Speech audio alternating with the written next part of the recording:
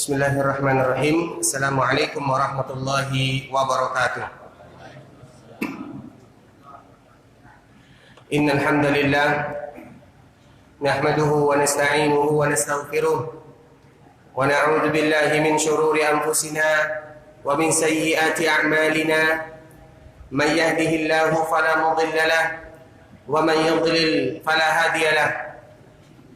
أشهد أن لا إله إلا الله وحده لا شريك له وأشهد أن محمدا عبده ورسوله لا نبي بعد أما بعد فيا أيها المسلمون أوصيكم ونفسي بتقوى الله عز وجل. قال الله سبحانه يا أيها الذين آمنوا اتقوا الله حق تقاته ولا تموتن إلا وأنتم مسلمون. وقال سبحانه يا أيها الناس اتقوا ربكم الذي خلقكم من نفس واحدة وخلق منها زوجها وبث منهما رجالا كثيرا ونساء واتقوا الله الذي تساءلون به والأرحام إن الله كان عليكم رقيبا.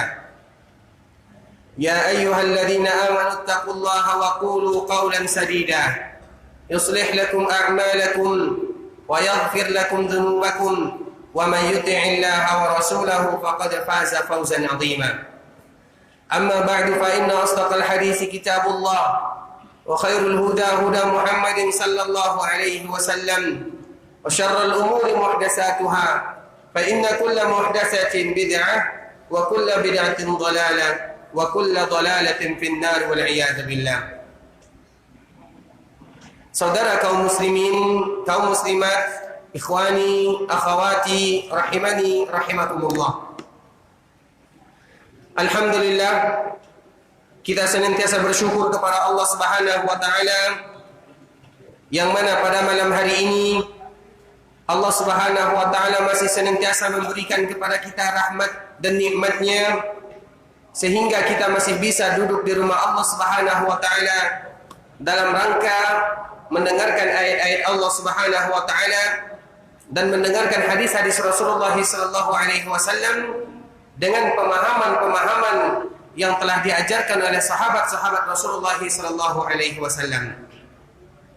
Dan kita semua mengetahui ahibati fillah, dan ini senantiasa kita ulang hanya sekedar memberikan motivasi bagaimana Allah Subhanahu wa taala menjunjung tinggi mereka yang senantiasa mempelajari ayat-ayat Allah Subhanahu wa taala dan hadis-hadis Rasulullah sallallahu alaihi wasallam.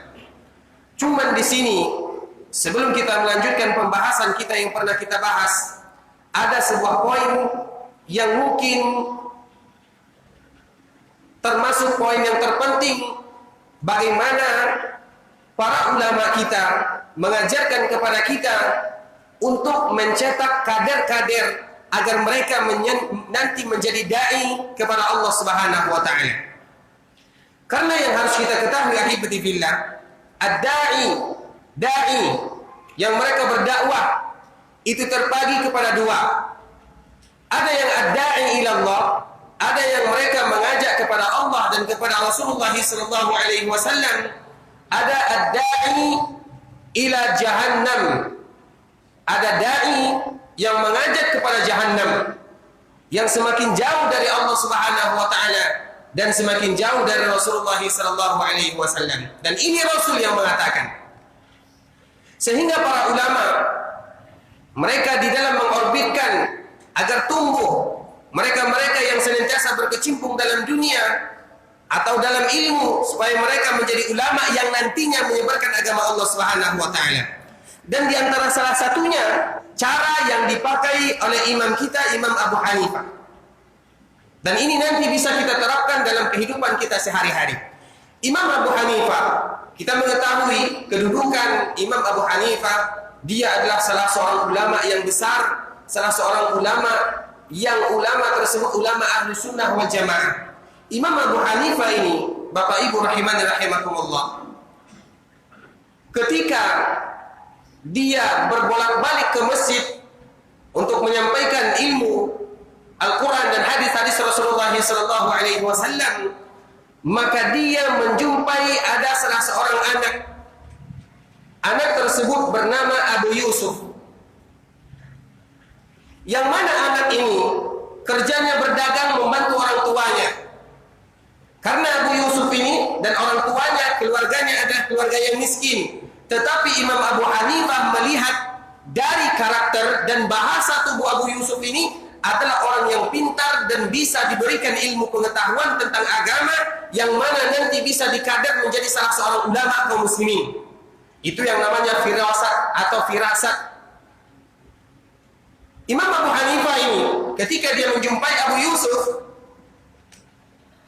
maka dia menawarkan kepada ayahnya, wahai fulan.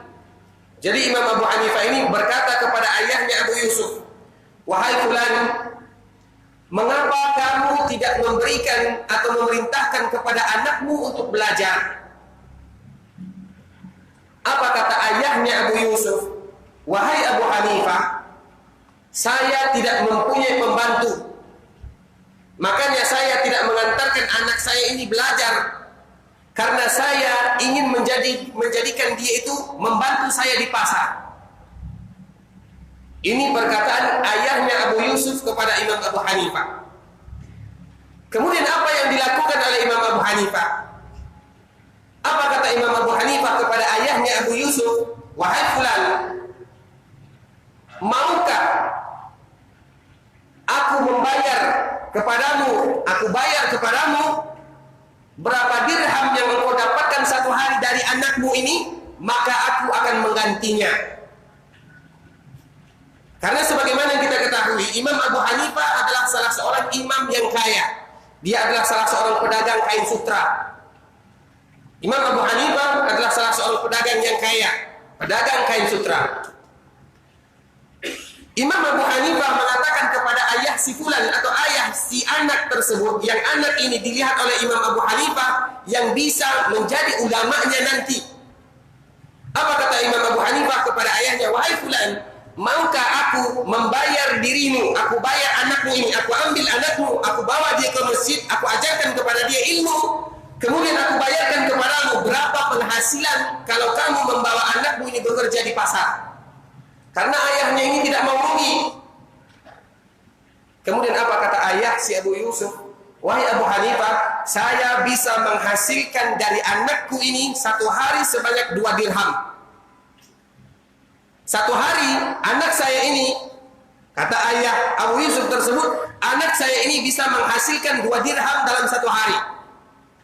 Berarti Imam Abu Hanifah harus membayar 2 dirham per hari kepada ayahnya Abu Yusuf. Kemudian Abu Hanifah mengajarkan Abu Yusuf, diajarkan tentang ilmu agama, diajarkan tentang fikih, diajarkan tentang hadis-hadis Rasulullah SAW. Yang mana ahibati fillah, dengan firasat dan kesungguhan Imam Abu Hanifah mengajarkan kepada muridnya ini yang tadinya kecil, sehingga Imam Abu Yusuf merupakan salah seorang muridnya Imam Abu Hanifah. Dikala dia Abu Yusuf ini besar, dialah yang menyebarkan mazhab Imam Abu Hanifah ke pelosok dunia. Melalui siapa ahibati billah? Melalui Abu Hanifah. Abu Hanifah ini dia mencari murid.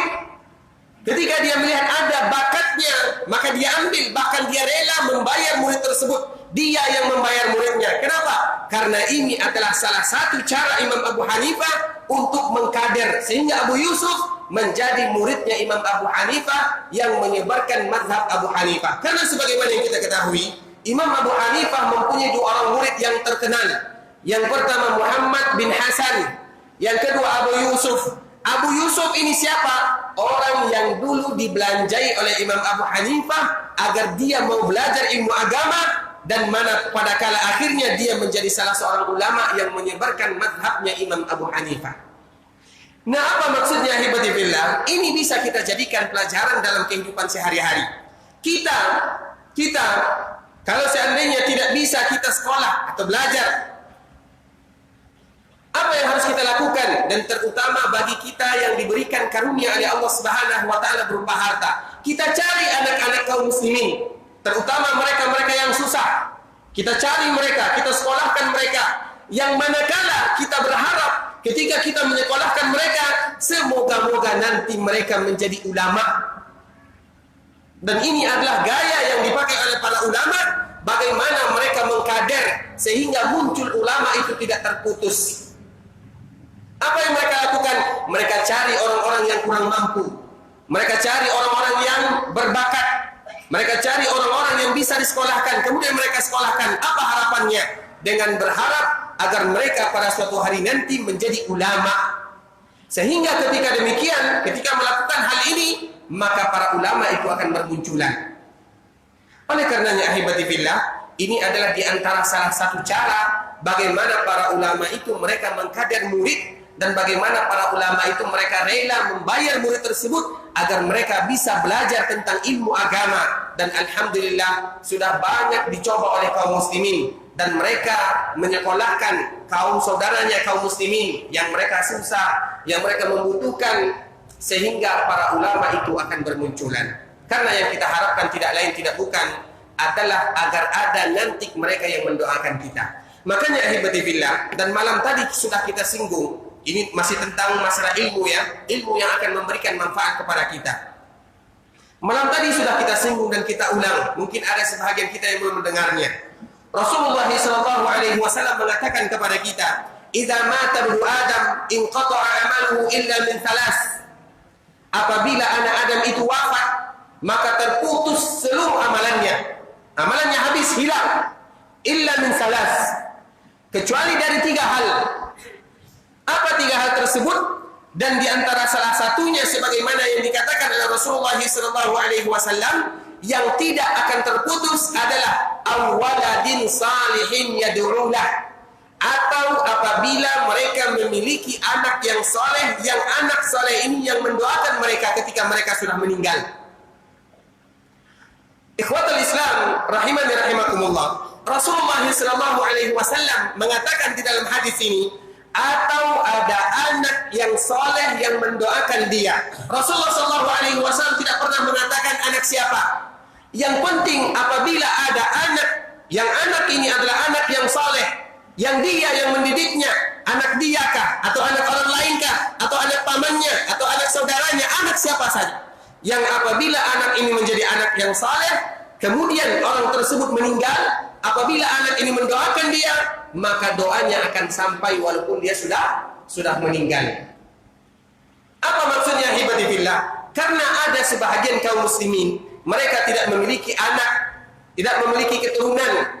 Nah, ketika mereka tidak memiliki keturunan, mereka mencari anak-anak kaum muslimin yang bisa disekolahkan, yang bisa dijadikan mereka supaya mereka belajar tentang ilmu agama, sehingga pada suatu saat nanti mereka menjadi anak-anak yang saleh, yang mana anak-anak inilah yang akan mendoakan mereka ketika mereka sudah meninggal.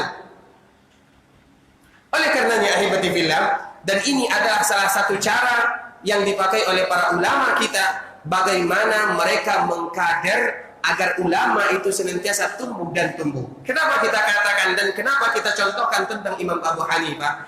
Karena mazhab Imam Abu Hanifah ini adalah mazhab yang pernah dijadikan tolak ukur dan barometer di zaman kepemimpinan Abbasiyah. Jadi seluruh mazhab kaum muslimin ketika pemerintahan Abbasiyah wajib bermazhab dengan mazhab Hanafi. Dan ini tidak terlepas dari perjuangan yang dilakukan oleh Imam Abu Hanifah. Karena yang memperjuangkan mazhab Imam Abu Hanifah tersebut bukan Imam Abu Hanifah, tetapi muridnya. Siapa muridnya? Tadi yang dia sekolahkan, namanya adalah Abu Yusuf. Oleh karenanya ahibati fillah, ini mungkin sedikit muqaddimah, karena sekarang kita lihat banyak kaum muslimin yang mereka ingin sekolah, terutama sekolah agama. Dan kita lihat sekolah agama itu rata-rata semuanya tidak ada yang murah, karena memang agama itu mahal. Banyak kaum muslimin yang mereka ingin bersekolah tetapi tidak mempunyai biaya. Nah, salah satu trik yang diajarkan oleh ulama kita adalah tafaqqadul ahwal. Kita mencari anak-anak kaum muslimin yang mereka bisa untuk bersekolah, yang IQ-nya bisa, kemudian disekolahkan, terutama sekolah yang berkecimpung dengan Al-Quran dan hadis-hadis Rasulullah SAW, yang manakala harapan kita tidak lain tidak bukan apabila mereka tumbuh menjadi dewasa, merekalah nanti yang akan menjadi ulama. Oleh karenanya ahibati fillah, ini hanya sekedar menceritakan kepada kita bagaimana salah satu para ulama itu mereka mengkader ulama-ulama yang tumbuh setelahnya. Kemudian ahibati fillah rahimani rahimakumullah, kita akan sambung pembahasan kita yang pernah kita bahas kemarin, yaitu tentang al-wasatiyah. Bagaimana ahli sunnah tersebut adalah ahli sunnah yang wasatiyah. Sebelum kita lanjutkan, karena mungkin ini perjumpaan kita, mungkin beberapa minggu lagi kita akan berjumpa, maka kita mengulang-ulang dulu pelajaran yang pernah kita sampaikan, al-wasatiyah. Siapa yang masih ingat apa itu arti al-wasatiyah? Silakan.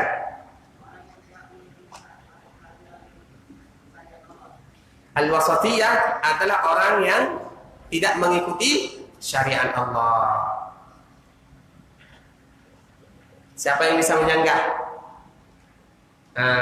Yang depan atau yang belakang? Silakan. Apalkanlah. Umat al-wasatiyah adalah umat yang tertinggi atau umat pilihan. Apa dalilnya?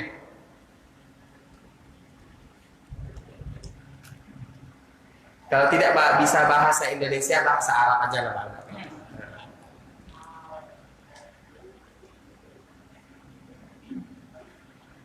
Siapa yang bisa bantu? Kemarin kita contohkan al-wasatiyah di dalam doa. Masalah?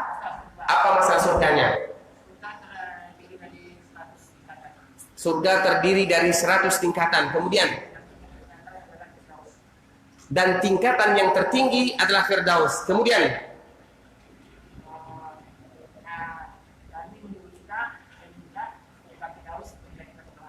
Nabi memerintahkan kepada kita meminta surga Firdaus apabila kita berdoa. Kemudian, umat Nabi Muhammad adalah umat yang pantas mendapatkan surga Firdaus. Itu enggak hadis itu Bang. Oke, sikit lagi Bang. Karena surga Firdaus itu adalah surga yang tertinggi dan yang termulia. Karena ini pembahasan kita, ausat atau wasatiyah adalah yang termulia dan yang tertinggi. Nah, ini Bang, Masya Allah tabaraka rahman. Silakan. Wasatiyah, ini arti wasatiyah. Wasatiyah artinya adalah umat pilihan atau umat yang tertinggi.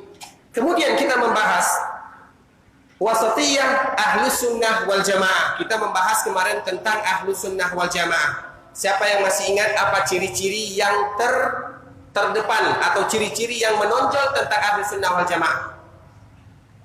Silakan Pak. Mengamalkan sunnah. Yang kedua, tidak menghujat pemimpin.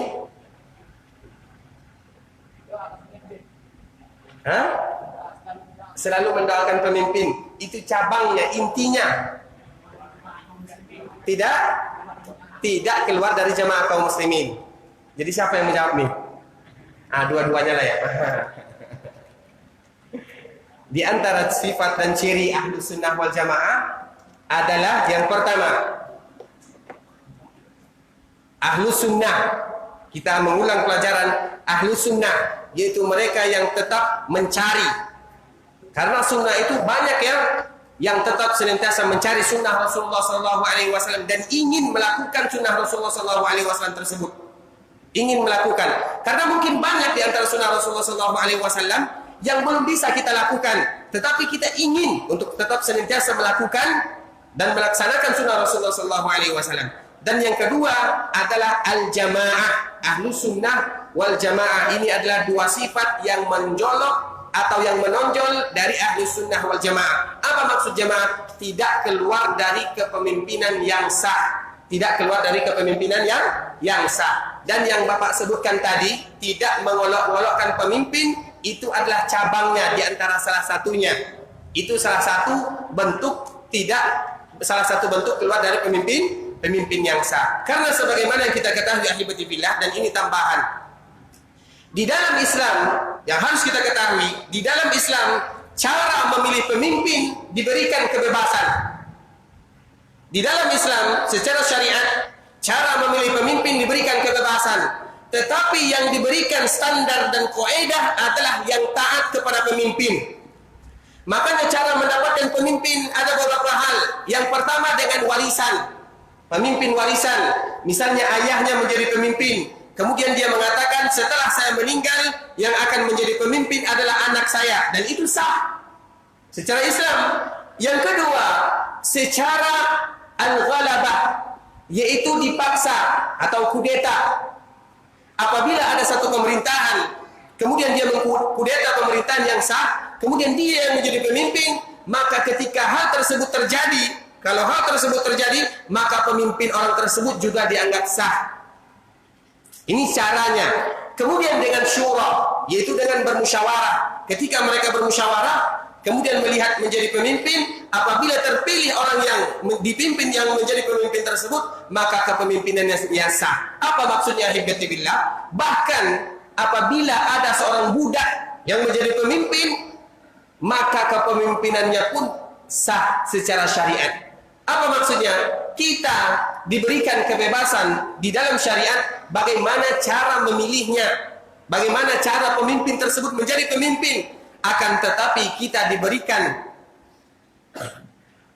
standar atau kaidah apabila pemimpin tersebut mereka sudah menjadi pemimpin, kewajiban kita adalah tidak boleh keluar dari kepemimpinan yang sah tersebut. Makanya dua hal ini harus kita pisahkan. Ada cara menjadi pemimpin, ada ketika sudah menjadi pemimpin. Ketika sudah menjadi pemimpin, di dalam kaidah Islam adalah taat dan patuh kepada pemimpin tersebut fi makrahika wa mansyatik, kata Rasulullah SAW. Walaupun kalian tidak suka terhadap undang-undang yang dia bikin. Dan ini sudah kita bahas di lain waktu. Kemudian ahibati billah tentang ahlus sunnah wal jamaah. Kemarin kita telah sebutkan di antara bentuk ahlus sunnah wal jamaah, dia berbeda dengan kelompok-kelompok yang ada di dalam Islam. Kemarin kita sebutkan tentang masalah al-asma wa sifat. Ahlus sunnah wal jamaah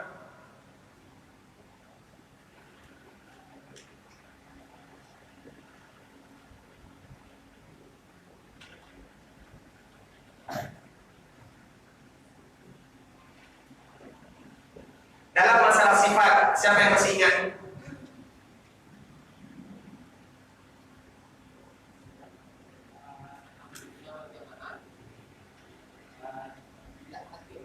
Tidak mu'attil. Apa arti mu'attil?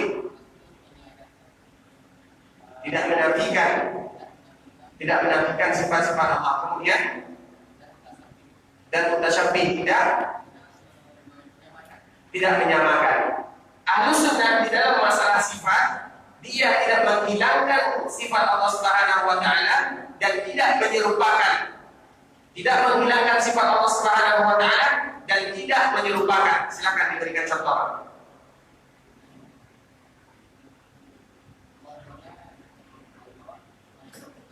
Contohnya Allah bersemayam di atas aras.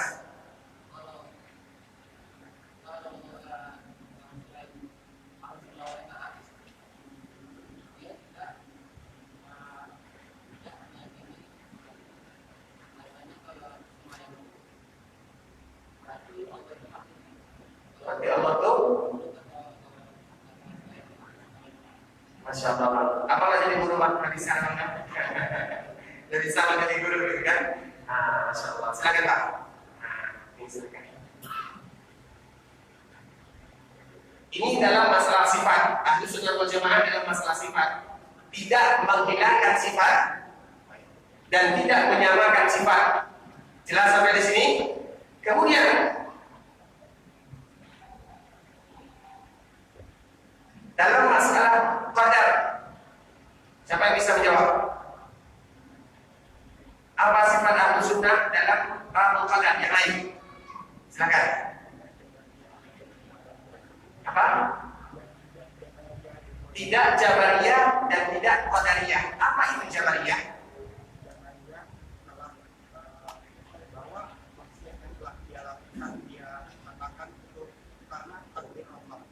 Jabariyah adalah orang yang ketika berbuat maksiat atau tidak taat kepada Allah Subhanahu wa taala, dia mengatakan ini sudah takdir. Ya, ini sudah takdir. Itu adalah Jabariyah.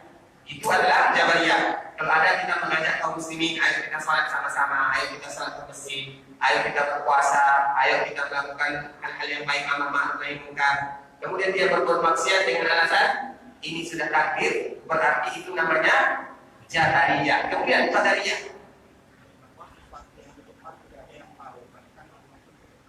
Al-Qadariyah mengatakan, Qadariyah orang yang mengatakan Allah itu tidak tahu sampai hal tersebut terjadi. Jadi Ahlu Sunnah bagaimana? Dalam masalah takdir.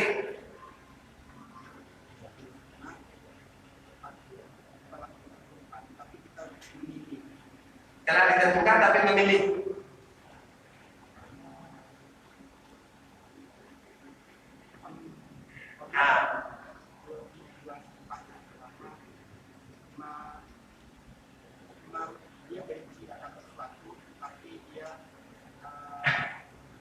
Jauh dari dalam ketika apa-apa lagi misalnya.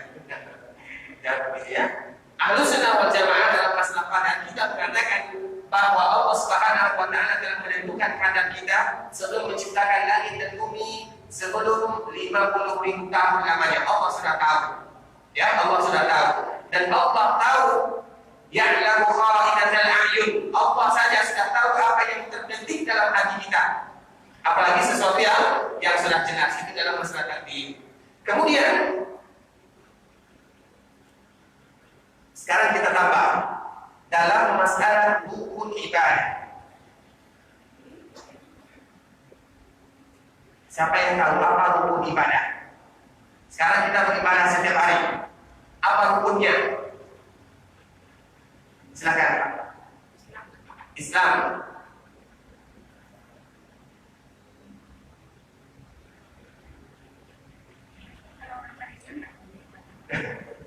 Kalau tidak selain Islam tidak boleh ibadah. Orang Kristen ibadah nih Pak. Tidak diterima. Siapa yang bisa membantu apa itu rukun ibadah? Ini dia rukun ibadah. Yang pertama al-mahabbah, cinta.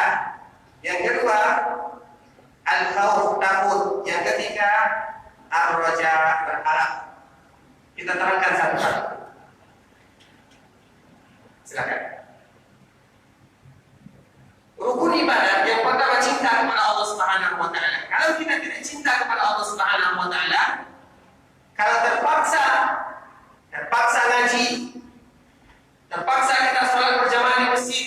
Saya ini berpuasa karena terpaksa, karena saya tinggal di rumah mertua, terpaksa saya tidak merokok, malu saya sama teman-teman, terpaksa.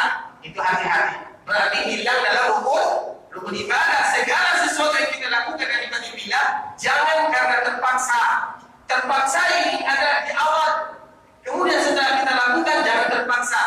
Terpaksa itu adalah anak-anak. Sedangkan kita setelah balik, setelah kita dihisab oleh Allah Subhanahu wa taala terhadap segala sesuatu yang kita lakukan, yang pertama kali yang harus kita lakukan adalah al-mahabbah, cinta.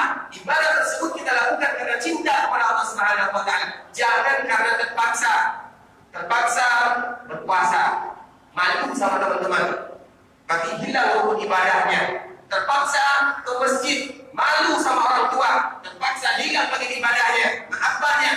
Lakukan ibadah karena kita cinta kepada Allah Subhanahu wa taala, dan ibadah yang kita lakukan tersebut adalah supaya bagaimana kita mendekatkan diri kepada Allah Subhanahu wa taala. Ini rukun ibadah yang pertama, cinta, bukan karena terpaksa. Kemudian dari ketiga, yang kedua, al-khawf. Kenapa kita beribadah kepada Allah Subhanahu wa taala? Karena kita takut akan azab Allah Subhanahu wa taala. Kalau kita tidak takut kepada Allah Subhanahu wa taala, berarti hilang salah satu rukun ibadah. Kita beribadah, kita sholat. Kenapa? Karena kalau kita tidak sholat, ada ancaman yang telah disebutkan oleh Rasulullah SAW. Ada ancamannya. Kalau tidak puasa, ada ancamannya. Takut. Kemudian ar-raja. Kenapa kita beribadah kepada Allah Subhanahu wa taala? Kita beribadah kepada Allah Subhanahu wa taala, ada yang kita harapkan. Apa yang kita harapkan? Surga dan pahala dari Allah Subhanahu wa taala. Nah, tiga ini harus digabungkan, ketiga-tiganya tidak boleh terpisahkan. Jadi ketika kita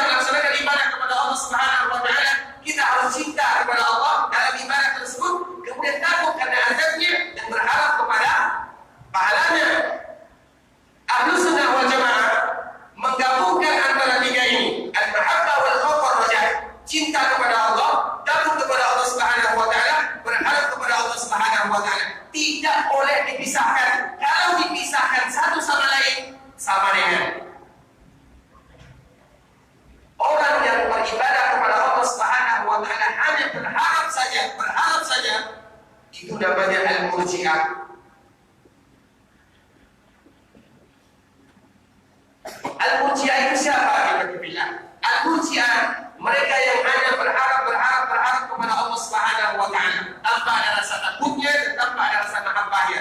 Murji'ah ini orang yang bermudah-mudahan dalam beribadah. Orang yang bermudah-mudahan dalam beribadah. Bahkan mereka yang tidak beribadah sekalipun merasa aman-aman saja. Sebagaimana yang sering kita contohkan, Al-Murji'ah itu yang mengatakan seperti ini. Kenapa kamu tidak salat? Kenapa kamu tidak berpuasa? Kenapa kamu tidak melakukan kebaikan? Jawabannya apa?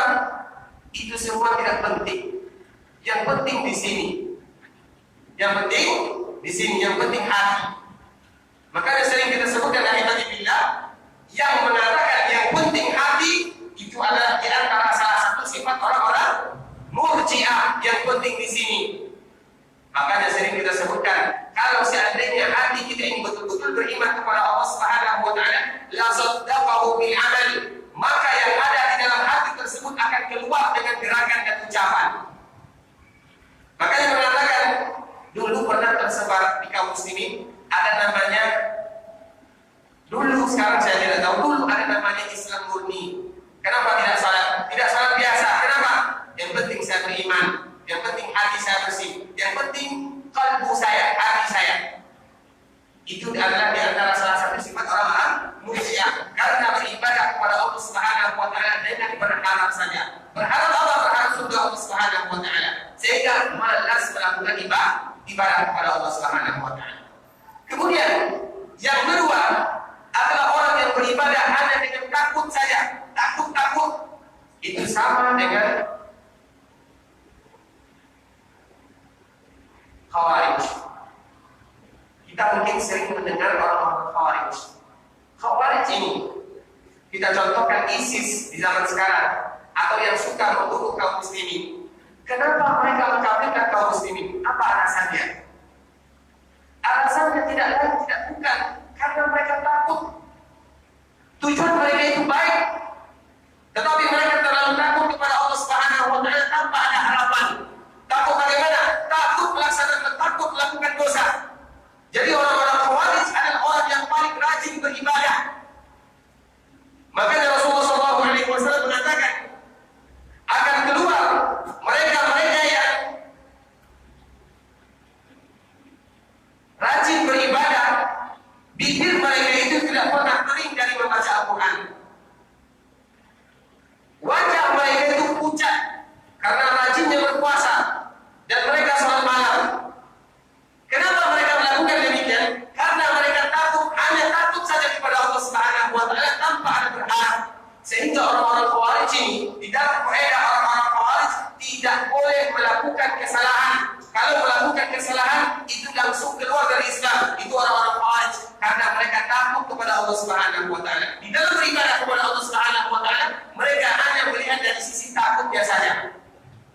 Makanya tidak heran kalau kita lihat yang rajin ibadah, rajin sholatnya, rajin puasanya, rajin tahajudnya, rajin semuanya. Kemudian tahu-tahu keluar dari berita dia membunuh kaum muslimin. Kenapa? Karena mereka menganggap orang yang tidak taat dan tidak patuh kepada Allah, mereka itu keluar dari Islam, tidak melakukan perintah Allah Subhanahu wa taala.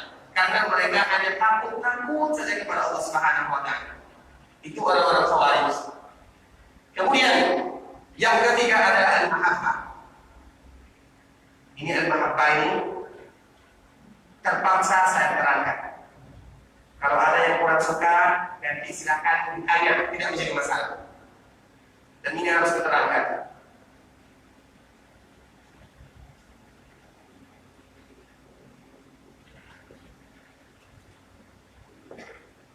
Al-mahabbah adalah dipakai oleh at-tasawuf. Saya salat, saya tidak ingin surga Allah Subhanahu wa taala. Saya berpuasa bukan karena takut kepada neraka Allah Subhanahu wa taala, tetapi saya beribadah kepada Allah Subhanahu wa taala karena cinta. Betul atau salah? Betul atau salah? Betul atau salah? Hati-hati menyalahkan orang. Siapa yang jawab salah? Katakan. Silakan Pak.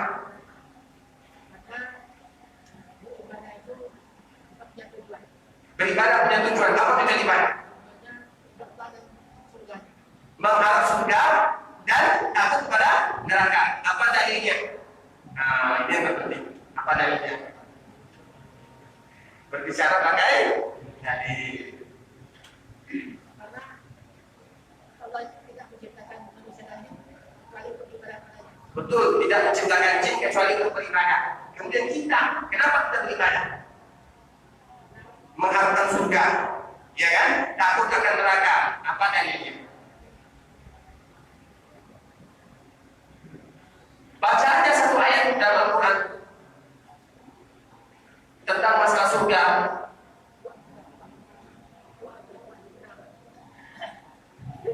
Ya ayyuhalladzina amanu qu anfusakum wa ahlikum.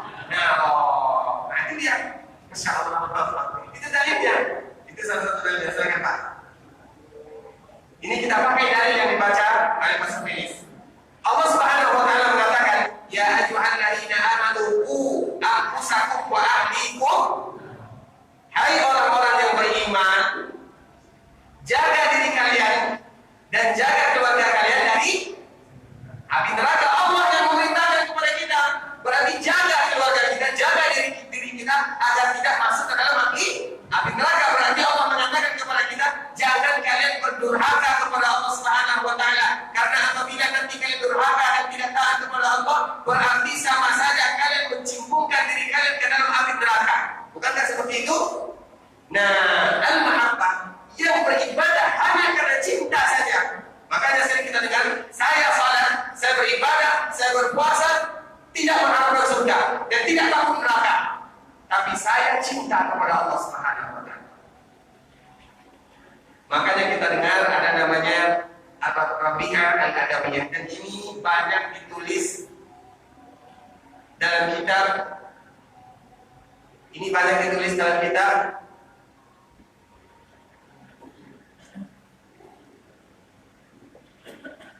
Ihya Ulumuddin. Karangan siapa? Ihya Ulumuddin karangan siapa?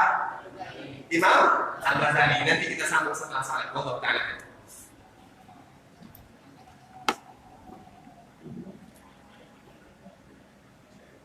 Maaf ya, kita sambung setelah azan.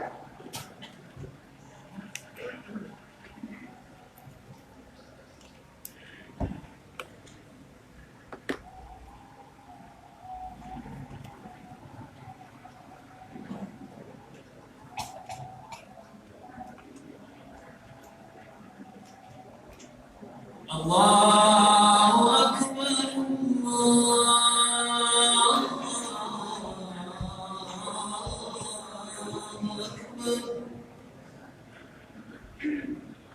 Allahu Akbar,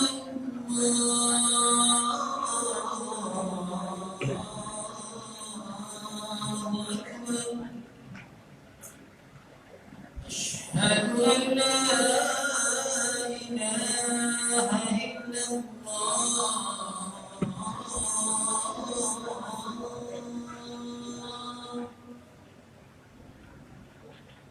Asyhadu an la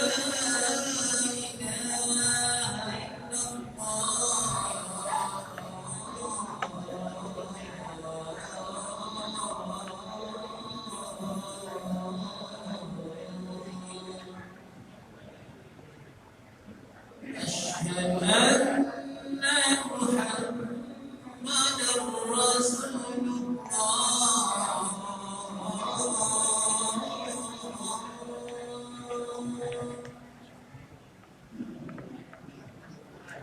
Asyhadu anna Muhammadar Rasulullah.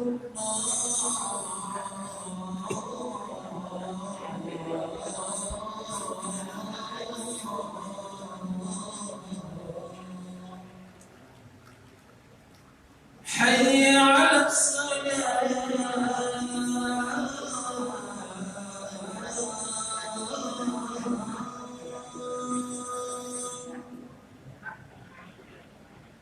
حي على الصلاة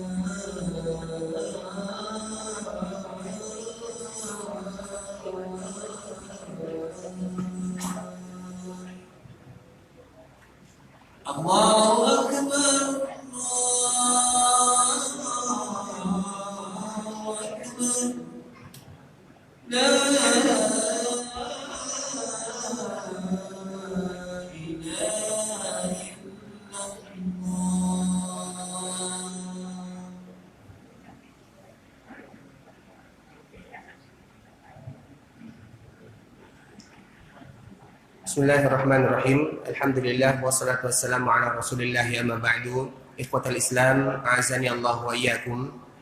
Kita semua mengetahui ahibati fillah, Allah Subhanahu wa taala senantiasa memberikan kepada kita motivasi. Apa di antara motivasi Allah Subhanahu wa taala? Fastabiqul khairat. Wahai orang-orang yang beriman, kata Allah Subhanahu wa taala kepada kita, fastabiqul khairat. Berlomba-lombalah kalian dalam kebaikan. Kemudian Allah Subhanahu wa taala juga mengatakan di dalam ayat yang lain. Apa kata Allah Subhanahu wa taala? Wasari'u ila maghfiratin min rabbikum wa jannah. Berlomba-lombalah kalian mencari ampunan dari Allah Subhanahu wa taala dan berlomba-lombalah kalian mencari surga Allah Subhanahu wa taala. Allah memerintahkan kepada kita di antara salah satu motivasi yang diberikan oleh Allah Subhanahu wa taala, beribadah kalian wahai hambaku, aku berikan kepada kalian surga. Takut kalian kepadaku, maka aku berikan kepada kalian surga. Itu kata Allah Subhanahu wa taala di dalam ayat yang jelas. Wasari'u, berlomba-lomba kalian. Dan juga Rasulullah sallallahu alaihi wasallam menerangkan kepada kita, ketika Rasulullah sallallahu alaihi wasallam membawa sahabat-sahabatnya di dalam peperangan, di antara salah satu yang disampaikan oleh Rasulullah sallallahu alaihi wasallam untuk membakar semangat sahabatnya dalam berjuang, Rasulullah sallallahu alaihi wasallam berikan kepada mereka sifat-sifat surga. Apa kata Rasulullah sallallahu alaihi wasallam kepada sahabatnya? Wahai sahabat-sahabatku, siapa yang berjuang di jalan Allah Subhanahu wa taala, Allah akan berikan kepadanya surga. Sifatnya, Allah akan berikan kepadanya bidadari surga. Allah akan berikan kepadanya istana di dalam surga. Allah Subhanahu wa taala akan berikan kepadanya berbagai macam nikmat yang ada di surga. Apa tujuannya? Motivasi dari Rasulullah sallallahu alaihi wasallam. Makanya kenapa sahabat tersebut berjuang dan semangat berjuang di jalan Allah Subhanahu wa taala? Rasul yang memberikan motivasi. Apa salah satu motivasinya? Rasul janjikan kepada mereka surga. Apa maksudnya hibati fillah? Allah Subhanahu wa taala memerintahkan kepada kita beribadah. Rasulullah sallallahu alaihi wasallam memberikan kepada kita motivasi. Salah satu tujuan kita beribadah tidak lain tidak bukan adalah untuk mendapatkan surga Allah Subhanahu wa taala. Bukankah di awal pembahasan tadi kita telah menyebutkan apabila kalian ingin mencari surga, mintalah surga Firdaus.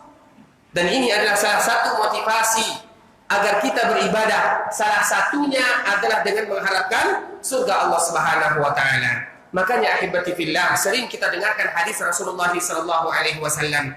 Tidakkah kita ingat ketika Rasulullah sallallahu alaihi wasallam bercerita kepada kita, akhiru man kharaja minan nar wa akhiru man dakhala al-jannah.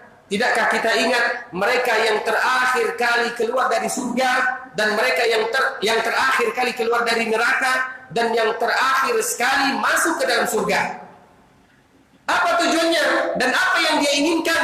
Tidak lain tidak bukan adalah surga Allah Subhanahu wa taala. Sehingga ketika kita beribadah kepada Allah Subhanahu wa taala, salah satu yang kita inginkan di samping kita takut kepada Allah, di samping kita cinta kepada Allah Subhanahu wa taala adalah mengharapkan surga Allah Subhanahu wa taala. Bukan hanya sekedar cinta saja.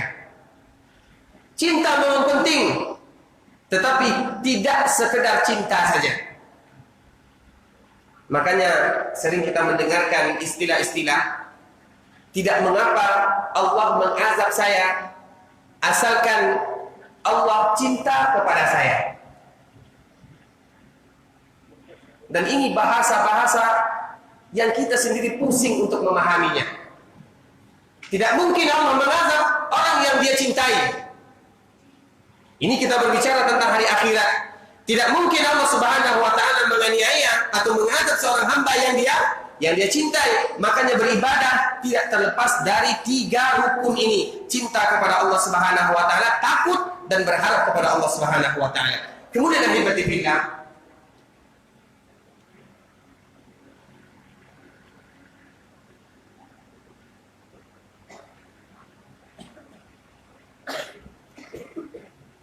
babul karamat. Dalam masalah keramat, bahasa kitanya keramat. Karena karamat diambil dari kata-kata karomah. Karomah itu artinya kemuliaan, dan di antara salah satu sifat Allah Subhanahu wa taala adalah karim. Di antara salah satu sifat Allah Subhanahu wa taala adalah karim, dan karomah diambil dari kata-kata karom, yaitu yang mulia. Apa maksudnya? Mereka yang diberikan kemuliaan oleh Allah Subhanahu wa taala. Yang perlu kita ingat ahibatibillah, Ahlus Sunnah wal Jamaah mengatakan karomah ini ada. Karomah ini betul-betul ada, dan Allah Subhanahu wa taala memberikan karomah kepada sebagian hamba-Nya yang saleh. Tetapi yang harus kita ingat, karomah ini tidak bisa dipertontonkan.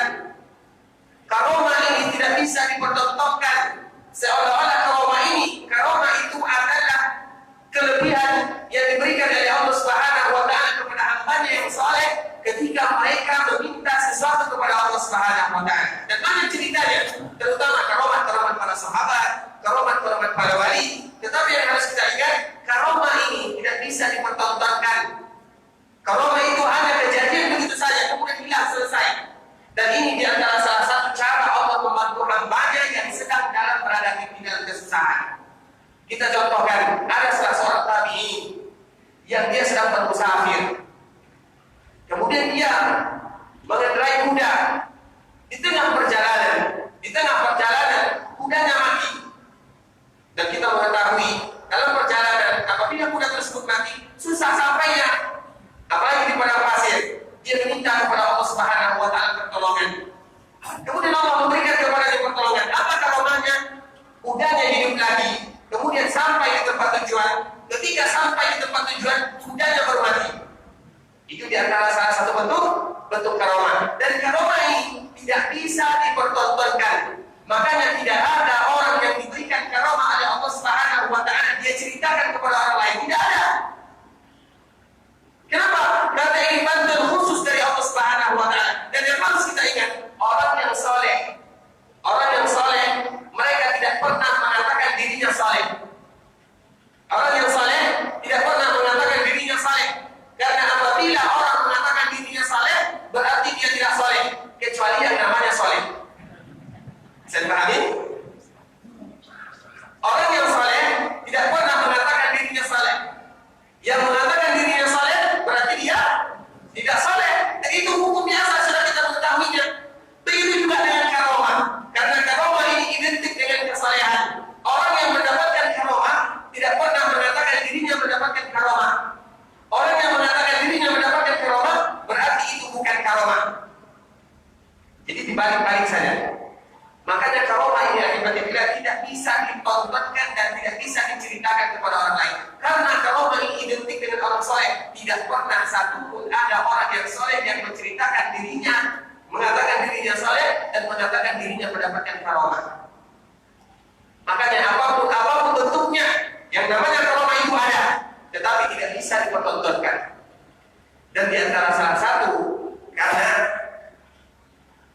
karomah ini terutama di daerah kita, di daerah Indonesia, karena mungkin korban nonton film ya, itu karomah wali, misalnya karomah wali Songo, misalnya di dalam film tersebut diceritakan bagaimana dia mengobati orang lain, bagaimana diceritakan karomah-karomah seperti ini. Dan ini semuanya tiba-tiba itu hanya karomah yang dibuat-buat saja. Kalau seandainya mereka mendapatkan karomah, mereka tidak akan menceritakan kepada orang lain. Dan karomah ini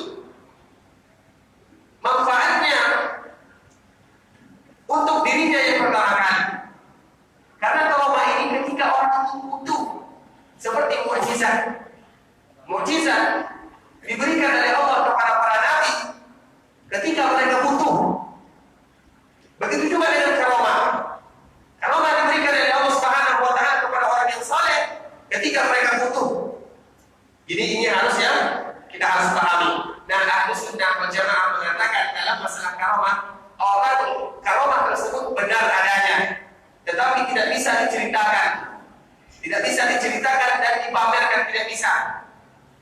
Nah, di sini ada dua kelompok orang tentang masalah karomah. Yang pertama, Al-Mu'tazilah. Mu'tazilah mengatakan tidak ada yang namanya karomah. Tidak ada yang namanya karamah.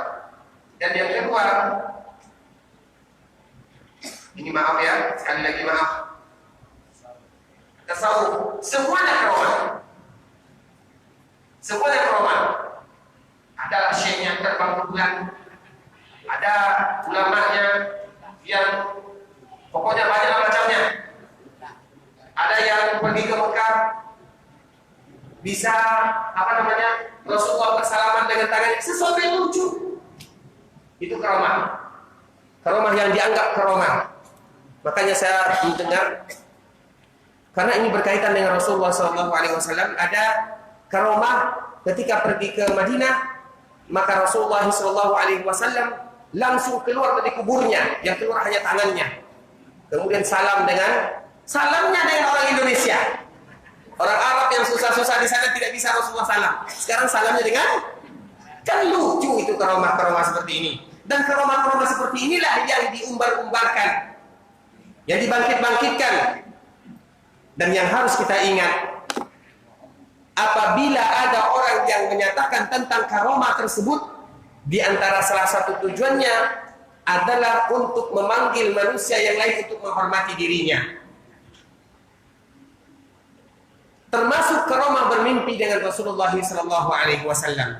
Kalau seandainya ada di antara kita yang diberikan karamah oleh Allah Subhanahu Wa Taala bermimpi dengan Rasulullah SAW, itu adalah kabar gembira untuk kita. Tidak usah diceritakan. Karena seandainya diceritakan kepada orang lain, apa manfaatnya buat orang lain? Manfaatnya tidak lain tidak bukan agar orang lain tersebut beranggapan kepada kita bahwa kita ini adalah orang yang pernah bermimpi dengan Rasulullah SAW, yang akan menimbulkan sifat riya dari kita. Makanya karamah itu tidak usah diceritakan. Kalau ada bermimpi dengan Rasulullah, anggap itu kabar gembira. Semoga kita betul-betul bertemu dengan Rasulullah SAW. Tidak usah diceritakan kepada orang lain. Makanya terhadap masalah karamah ini sangat berbahaya. Sedikit-sedikit karamah. Itu karamah ada, benar adanya, tetapi jangan diceritakan.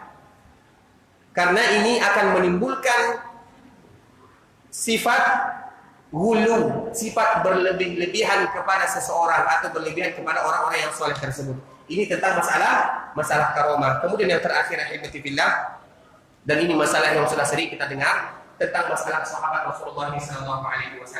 Ahlu sunnah wal jamaah mengatakan, dan ini yang terakhir, sahabat Rasulullah SAW adalah orang yang sudah diberikan jaminan secara umum.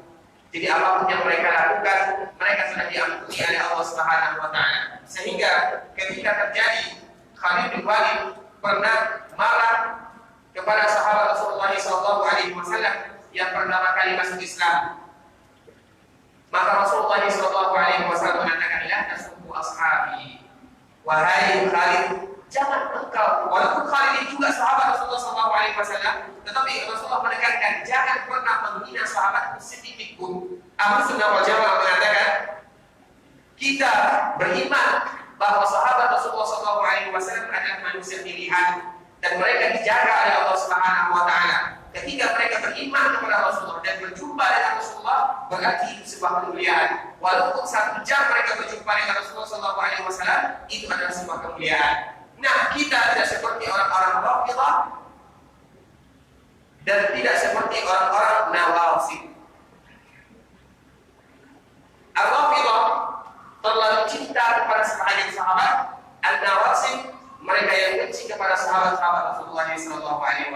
Ahlu sunnah wal jamaah mengatakan sahabat Rasulullah SAW dan apapun yang terjadi kepada sahabat Rasulullah SAW, mereka sudah diberikan pujian mereka diberikan oleh Allah Subhanahu Wa Taala. Radhiyallahu anhum wa radu anhum was-sabiquna al-awwaluna minal muhajirin wal ansar walladzina ittaba'uuhum bi ihsan. Dan mereka-mereka yang telah mendahului kita. Dari siapa? Al-muhajirin, seluruhnya tanpa terkecuali. Mereka yang pernah hijrah. Wal ansar, seluruh orang-orang ansar tanpa terkecuali. Walladzina ittaba'uuhum bi ihsan. Dan ini untuk kita. Dan mereka yang mengikuti orang-orang muhajirin dan orang-orang ansar. radhiyallahu anhum wa radu anhu. Makanya ahibati fillah, kenapa kita tetap senantiasa mengatakan kita mengikuti sahabat Rasulullah? Kenapa harus kita tetap senantiasa mengikuti sahabat Rasulullah? Karena Allah yang mengatakan. Barometernya siapa? Muhajirin. Kemudian siapa lagi? Ansar. Walladzina tabauhum, dan yang mengikuti orang-orang Muhajirin dan orang-orang Ansar.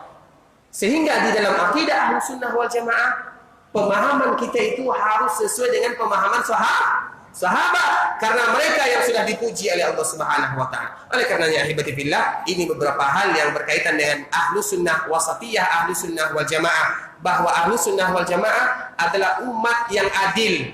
Ahlussunnah wal Jamaah adalah umat yang mulia, tidak terlalu berlebihan dan tidak jafa, tidak hulu dan tidak jafa, tidak terlalu berlebihan dan tidak terlalu menghina. Itu adalah Ahlussunnah wal Jamaah. Ini beberapa hal yang bisa kami sampaikan pada kesempatan kali ini.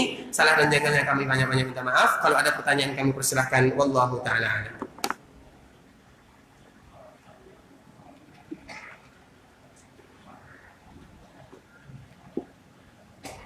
Kalau ada yang bertanya kami persilahkan.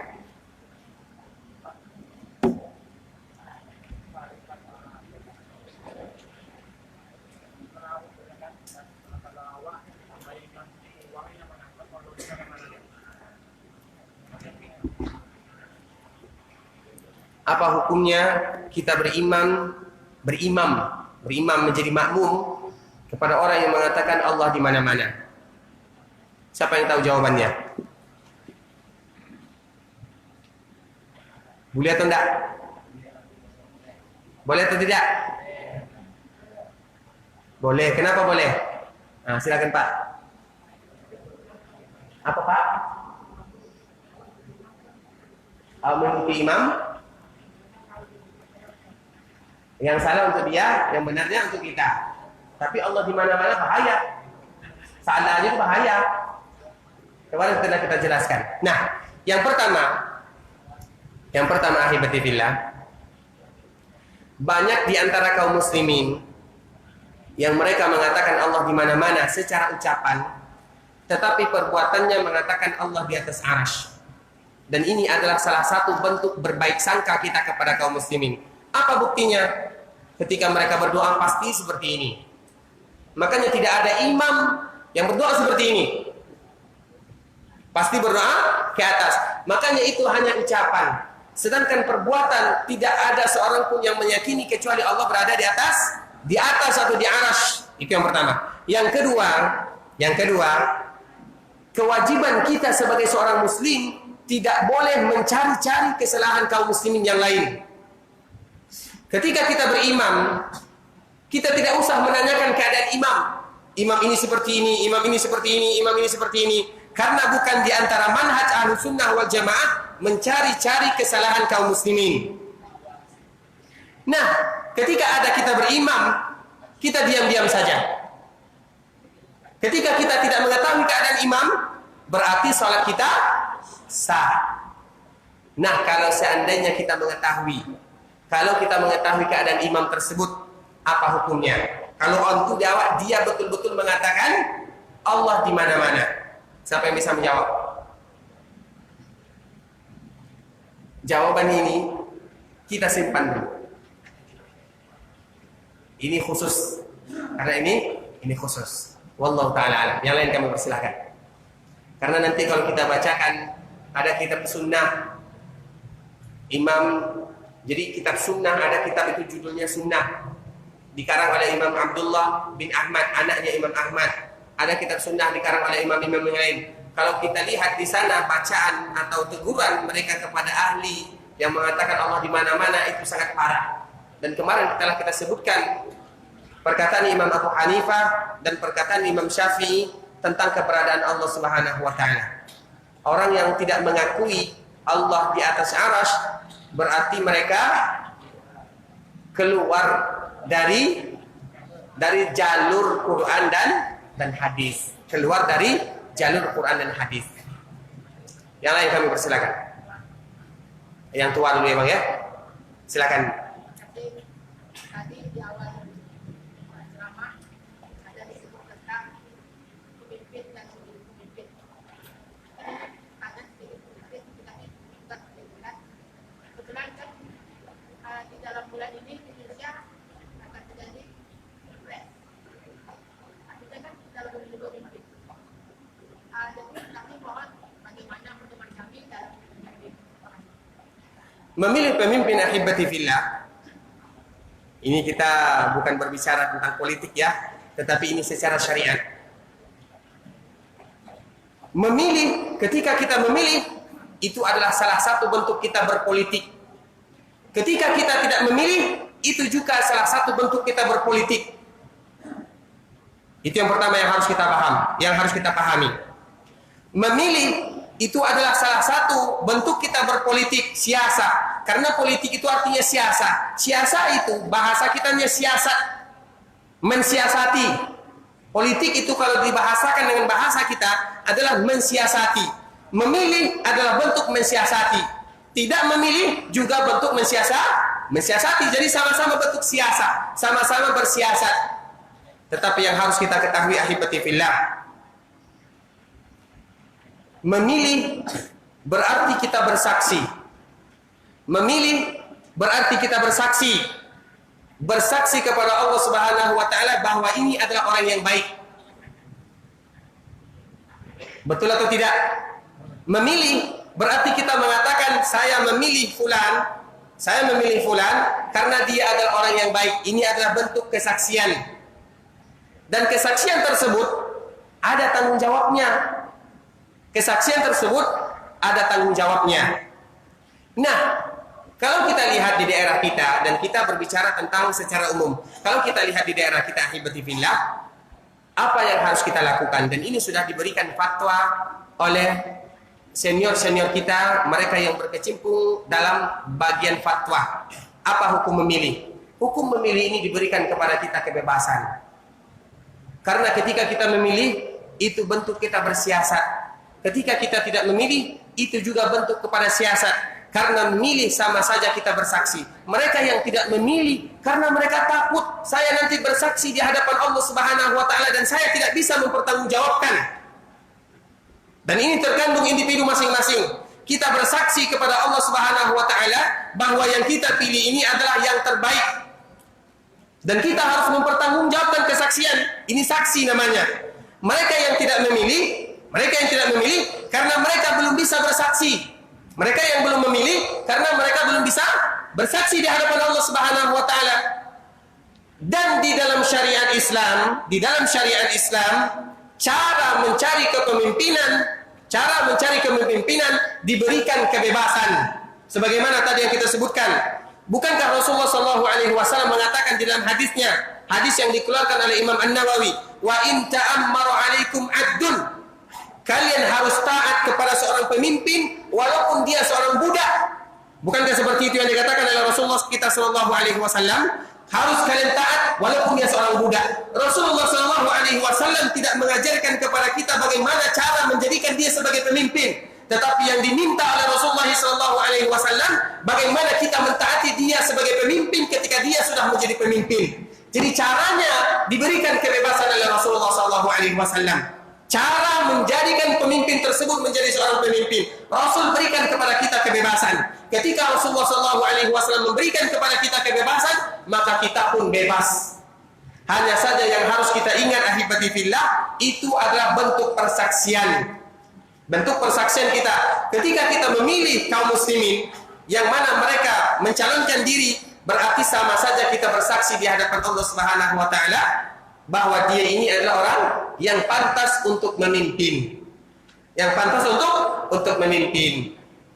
Makanya ahibati fillah, barang siapa yang ini kaidah yang diajarkan oleh Rasul kita sallallahu alaihi wasallam, barang siapa yang meminta agar dirinya dijadikan sebagai pemimpin, wukila ilaihi, maka Allah akan sandarkan kepadanya.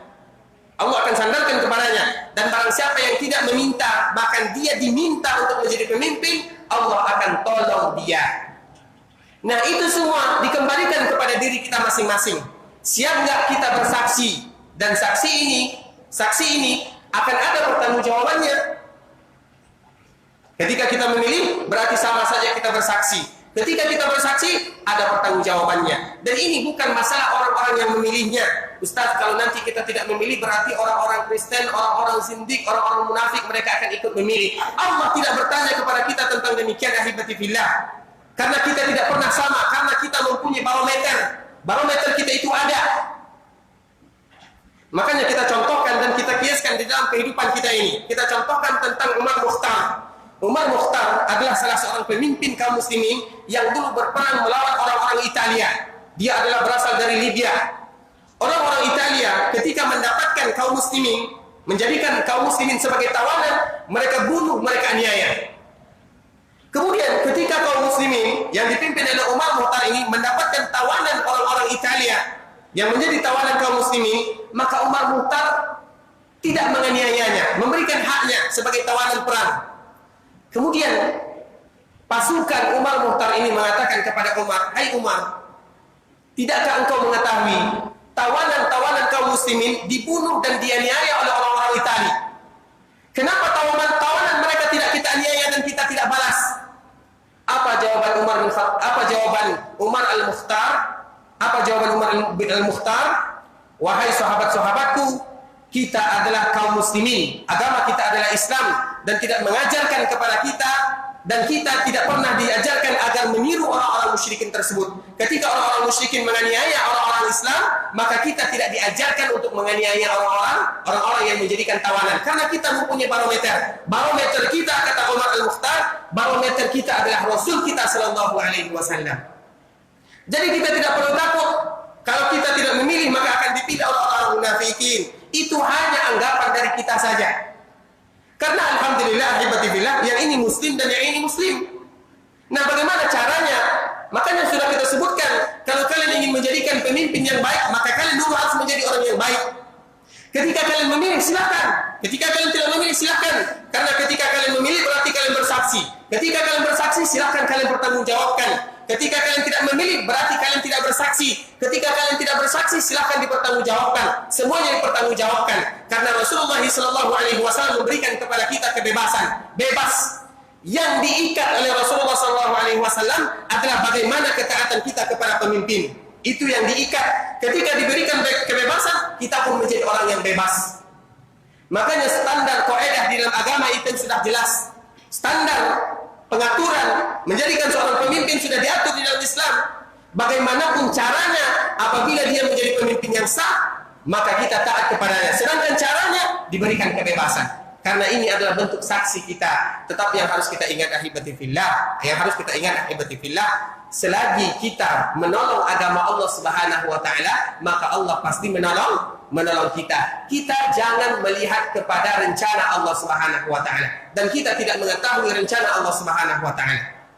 Karena bisa jadi ketika Allah Subhanahu wa taala memberikan kepada kita pemimpin yang mereka menzalimi kita, karena itu adalah kesalahan kita. Karena Allah Subhanahu wa taala tidaklah memberikan pemimpin kecuali sesuai dengan derajat kita. Bagaimana keadaan kita seperti itulah Allah Subhanahu wa taala memberikan kepada kita pemimpin.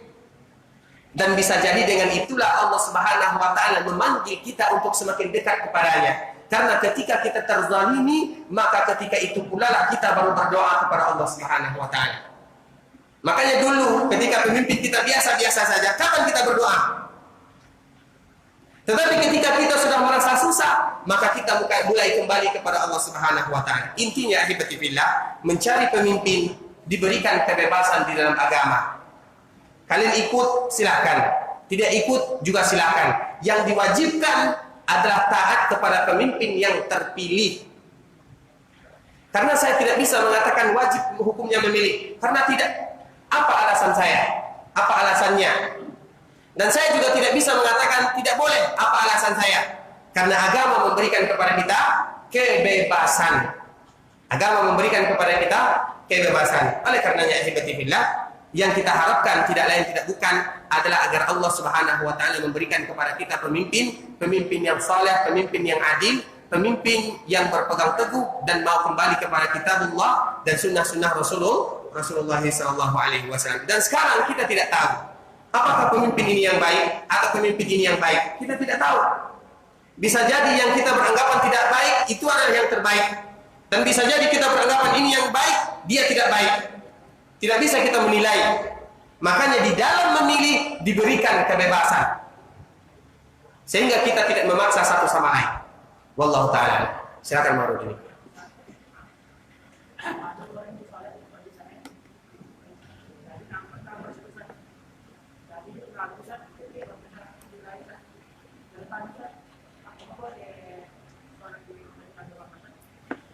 Salat di masjid yang ada gambarnya boleh atau tidak? Boleh atau tidak? Salatnya boleh. Salatnya boleh. Ini kalau boleh atau tidak ya. Salatnya boleh kalau tidak ada masjid yang lain. Kalau tidak ada masjid yang lain. Biasanya ahibati fillah, masjid yang ada gambarnya biasanya digambarkan di sana adalah gambar Abu Bakar, Umar, Utsman, Ali dan Wali Songo. Di masjid tidak boleh bergambar. Kalau ada gambarnya di sana, kemudian kita tidak memiliki masjid yang lain, kalau secara hukum sholatnya sah. Kalau sholatnya sama seperti kita sholat di rumah. Di rumah kita ada gambarnya, ada fotonya, kemudian kita sholat di sana, sah atau tidak? Sholatnya sah. Tetapi kita berdosa dengan ada gambarnya. Bisa dipahami? Masalah sah dan tidak sahnya sholatnya sah. Bisa dipahami emang ya? Wallahu ta'ala a'lam. Yang lain kami persilakan.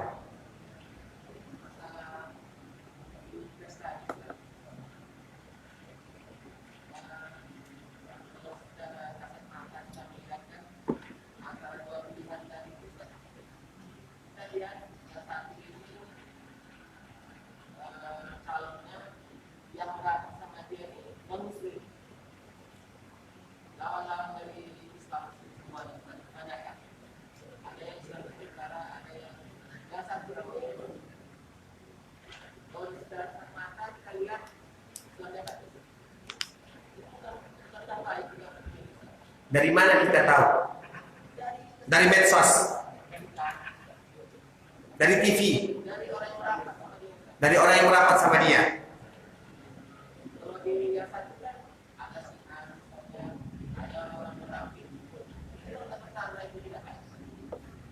Pertanyaannya, dari mana kita tahu?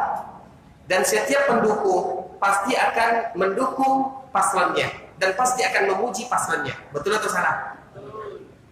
Sekarang pertanyaannya, dari mana kita tahu? Medsos, semua kita bisa berbicara di sana. TV, tergantung setelannya. Pertanyaan saya, dari mana kita tahu ini yang baik mendekat kepadanya dan ini yang tidak baik? Saya contohkan satu.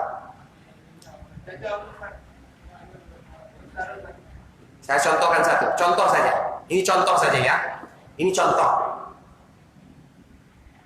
Kemarin ditulis, nanti kalau ini yang menang, maka semua orang-orang yang mengatakan dirinya ahlu sunnah salafiyah akan kita hilangkan dari NKRI. Nah, gimana? Jadi kita tidak bisa mengukurnya. Berita ini dari mana? Pertanyaan kita itu, berita ini dari mana? Karena sekarang kita mengetahui dari media, dari berita, dan ilmu kita terbatas. Orang Indonesia ini jumlahnya 250 juta. Banyak yang baik di sana, di sini banyak yang baik, di sini banyak. Intinya bebas. Intinya bebas. Mau memilih mana silahkan.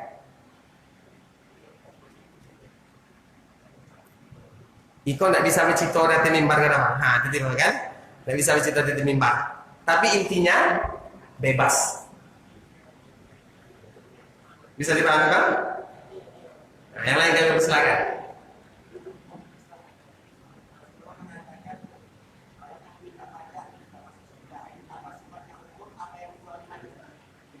Rasulullah SAW mengatakan sebagaimana yang dikeluarkan oleh Imam Abu Dawud, sahibul muksi finnar. Mereka yang berkecimpung dalam dunia perpajakan di dalam neraka. Ini ancaman. Siapa mereka? Semua yang berkaitan dengan pajak. Siapa yang mengatakan? Rasulullah SAW, bukan saya. Saya hanya menyampaikan saja. Umum. Sahibul muksi finnar. Mereka yang berkecimpung dalam dunia perpajakan finnar. Yang lain kami persilakan. Ahibati fillah, di masjid kita tidak berbicara tentang masalah dunia kita Indonesia, apalagi masalah pilpres ya.